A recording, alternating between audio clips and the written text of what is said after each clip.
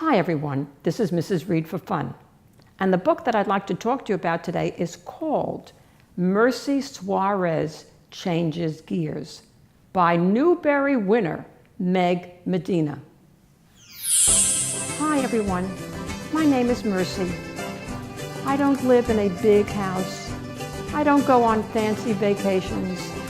I'm a scholarship student at Seward Pines Academy, which is a very fancy school.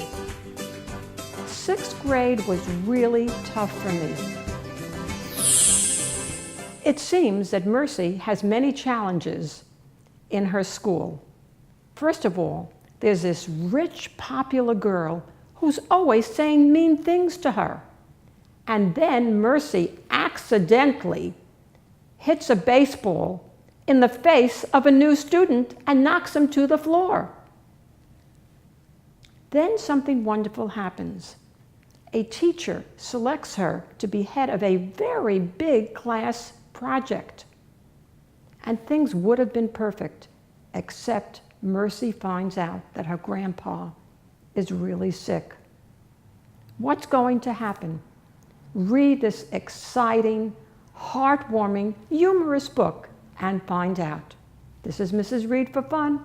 I'll see you all next week.